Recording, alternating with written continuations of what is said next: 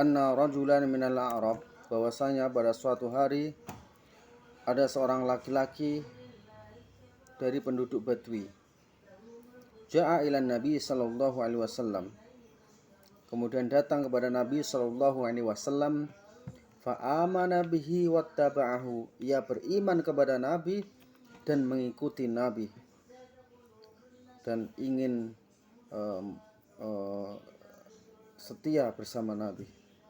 Summa qala, kemudian ia mengatakan, uhajiru ma'aka wahai Rasul, aku akan berhijrah bersama Anda. Ausa bihin Nabi sallallahu alaihi wasallam ba'dhu ashabihi, kemudian Nabi memberitahu hal ini kepada para sahabatnya. Walamma kanat ghazwatu Khaybar ghaniman Nabi sallallahu alaihi wasallam fiha syai'an, tatkala terjadi perang Khaybar maka umat Islam menang dan Nabi pun mendapatkan harta rampasan perang. Faqassama wa qassama lahu, kemudian Nabi membagikan dan membagikan kepadanya. Fa'ata ashabahu ma qassama lahu, kemudian Rasulullah juga membagikan kepada para sahabatnya apa yang telah dibagi-bagikan. Wa kana yar'a dhahrahum falamma ja'ahum dafa'uhu ilaihi, kemudian orang tersebut mengembalikan hal ini kepada sahabat. Faqala ma hadza, qala qasamun lakan nabi, ini adalah bagianmu yang mana diberikan Nabi untukmu. Fa akhadahu faja'a bihi ila Nabi sallallahu alaihi wasallam, kemudian orang Arab Badui tersebut mengambil bagian tersebut kemudian dibawa ke Nabi. Faqala ma hadza wahai Rasul, apa ini? Qala qasamtuhu laka, aku membagikan harta rampasan untukmu. Qala ma ala hadza tabi'tuka, wahai Nabi Allah, bukan karena hal ini aku mengikuti Anda, lakin ittabi'tuka ala an umri ila hahuna wa asyara ila halqihi, akan tetapi aku mengikutimu supaya aku terpanah. Kemudian ia mengisyaratkan di halqihi, di tenggorokannya, bisahmin, dengan panah, fa'amut, kemudian aku mati. Fa'adkhalal jannah, lalu Allah memasukkanku ke dalam surga. Faqal, kemudian Nabi mengatakan, intasduqillah yasduqa, jika kamu jujur, jika kamu tulus, maka Allah akan mengabulkan permintaanmu itu. Falabithu qalilan, kemudian ia memakai pakaian yang sedikit. Summa nahadhu fi qitalil adu, kemudian dia bangkit untuk memerangi musuh. Fa utiya bihin Nabi sallallahu alaihi wasallam yuhmal, kemudian ia terbunuh. Qad asabahu sahmun haitsu asyar, kemudian ia terkena panah di bagian yang ia tunjukkan. Faqala Nabi sallallahu alaihi wasallam, kemudian Nabi mengatakan, huwa, apakah ini orang yang kemarin bilang demikian dan demikian? Qalu na'am, para sahabat mengatakan, iya wahai Nabi. Qala sadaqallah fa sadaqahu, ketika ia ikhlas pada Allah maka Allah pun mengabulkan permintaannya. Summa kafanan Nabi fi jubbatin Nabi, kemudian Nabi mengafankan dengan baju jubah Nabi.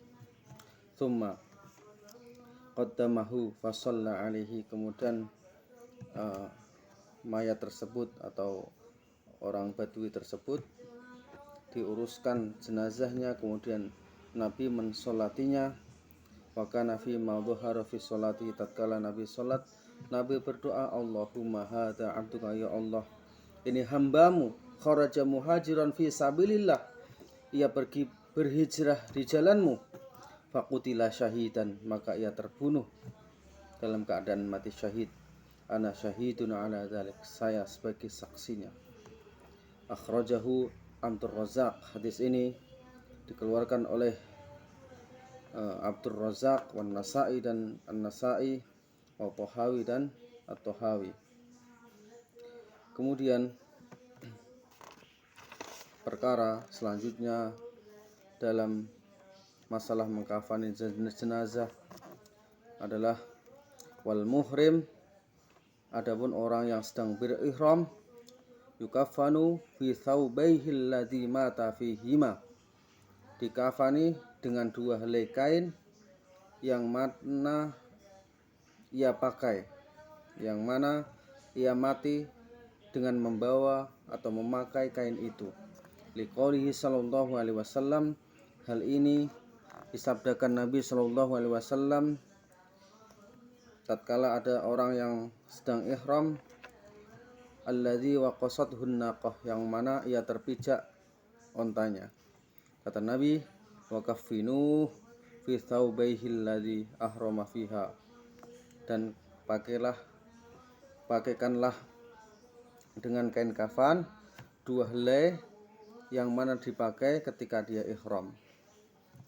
Hadis ini sanadnya sahih. Kemudian perkara selanjutnya, wa yustahabbu fil kafani umurun, dan disunahkan di dalam kain kafan perkara berikut ini. Al awalu, yang pertama, al bayad, hendaklah kain kafan itu berwarna putih. Liqaulihi sallallahu alaihi wasallam, hal ini disabdakan oleh Nabi sallallahu alaihi wasallam, albisu min siyabikumul bayad, pakailah baju putih. Fa innaha khairu thiyabikum, karena sesungguhnya baju putih itu adalah sebaik-baik baju. Wa kaffinu fiha mautakum, dan pakailah kain kafan berwarna putih orang-orang yang meninggal di antara kalian. Akhrajahu Abu Dawud, hadis ini dikeluarkan oleh Imam Abu Dawud, wa Tirmidzi, dan Imam Tirmidzi, wa sahahahu, kemudian disahihkan oleh Imam Tirmidzi dan yang lainnya. Kemudian perkara yang disunahkan dalam kain kafan juga, kaunuhu salah satu aswabin, hendaklah kain kafan itu 3 lapis. Li hadithi Aisyah radhiyallahu anha, hal ini berdasarkan hadis Aisyah radhiyallahu anha, qalat, inna Rasulullah sallallahu alaihi wasallam, sesungguhnya Rasulullah sallallahu alaihi wasallam, kufina fi thalathati aswabin, dikafani dengan 3 lapis kain, yamaniyatin biyadin suhuliyatin, berasal dari Yaman, berwarna putih, dan dari daerah Sahul, bin kursufin, dari jenis kain katun. Laisa fihinna qamisun, dan Nabi tidak memakai gamis, wala imamatun, dan tidak memakai imamah atau jenis peci. Akhrajahu as-sittah, hadis ini dikeluarkanlah Imam Bukhari, Muslim, Dawud, Nasai, Tirmidzi, dan Imam Ibnu Majah.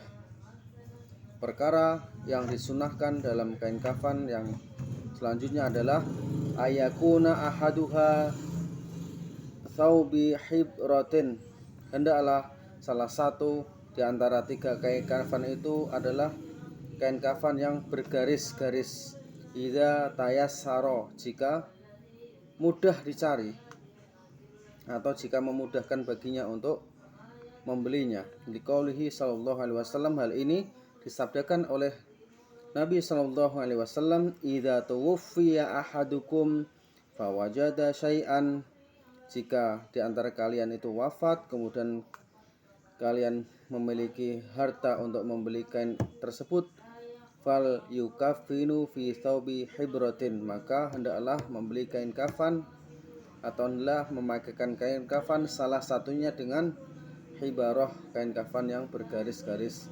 Akhrajahu Abu Dawud, hadis ini dikeluarkan oleh Imam Abu Dawud dan dari jalan Imam Baihaqi. Kemudian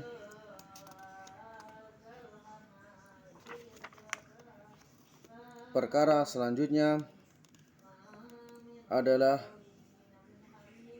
tabkhiruhu salasan, hendaklah kain kafan tersebut diberi wangi-wangian sebanyak 3 kali. Ya, setiap lapis 3 kali diberi wangi-wangian. Liqaulihi sallallahu alaihi wasallam, hal ini dijelaskan oleh Sabda Nabi sallallahu alaihi wasallam, "Idza jammartumul mayyit, tatkala Anda kalian memberi wangi-wangian terhadap mayit, fa ajmiru salasan, maka berikanlah wangi-wangian 3 kali."